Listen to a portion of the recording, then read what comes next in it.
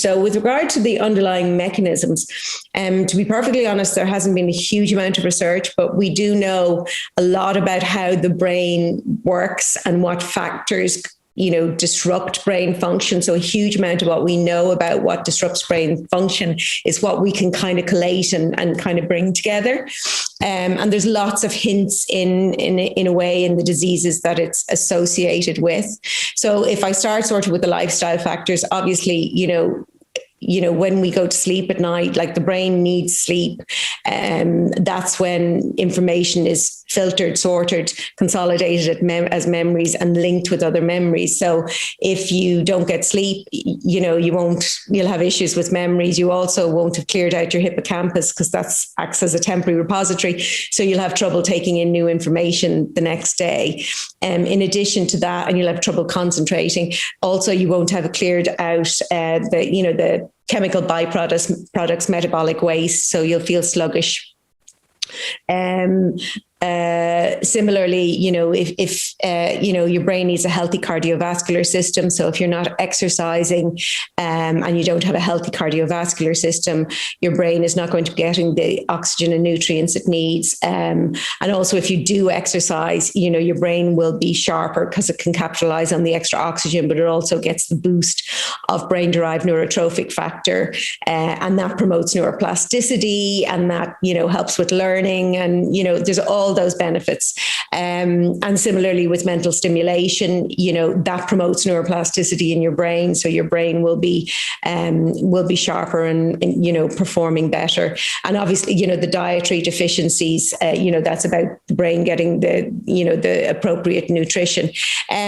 With regard to then sort of, what's coming out from the research in terms of COVID. And as I said, that's kind of one of the positives of the pandemic. And again, it's very, very early stage, but a lot of it does kind of make sense if you think back to the autoimmune diseases and the inflammatory diseases that are commonly associated with brain fog. So, one of the key mechanisms that's thought to have happened in COVID, for example, is that what was an appropriate immune response in the acute stage of COVID then becomes disproportionate. And then that brings about an inflammatory response. And then that inflammation, or any inflammation, particularly in the brain, is going to interfere with brain cell communication, may actually damage brain cells or kill off brain cells, or just disrupt brain communication, leading to brain fog. Excuse me. So inflammation probably is what's underlying,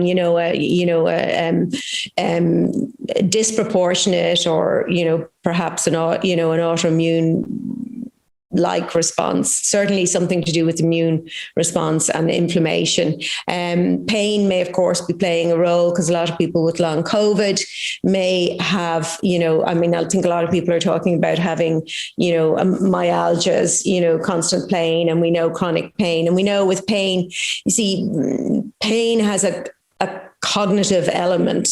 In order to experience pain, you've got to pay attention to it.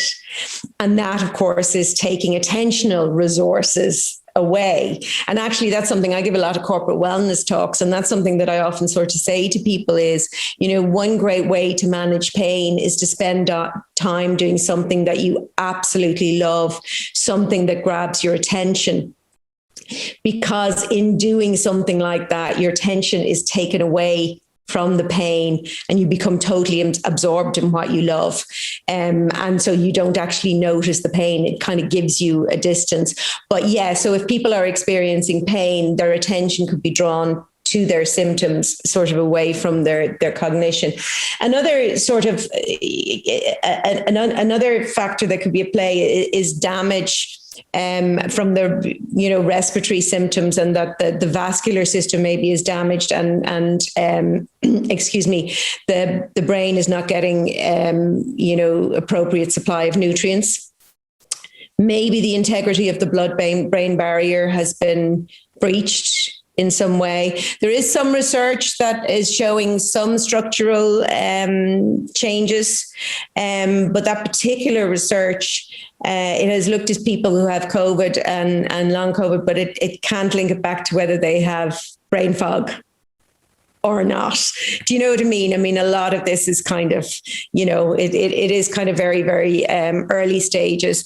I do suspect as well, because obviously not everybody who has long COVID has brain fog.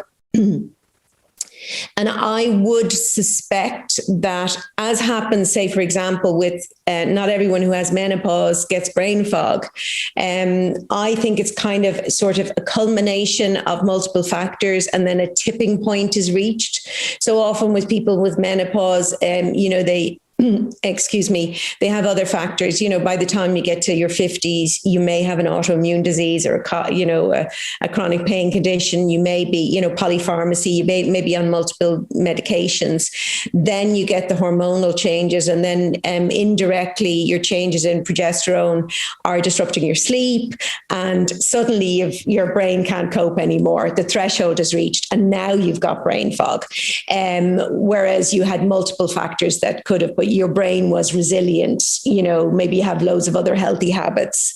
And of course, we know that, if you live a healthy lifestyle, you're going to be resilient. Your brain can absorb more challenge. So I would suspect something similar is happening with long COVID. People who had other susceptibilities, or other lifestyle factors that made them more vulnerable than with COVID. There's a tipping point. And I do think as well, also, a number of people with long COVID are experiencing insomnia. So, I mean, it could even be the insomnia itself that's actually bringing about the brain fog. Insomnia is sufficient in and of itself to really disrupt your brain function without the viral illness. So yeah, multiple mechanisms.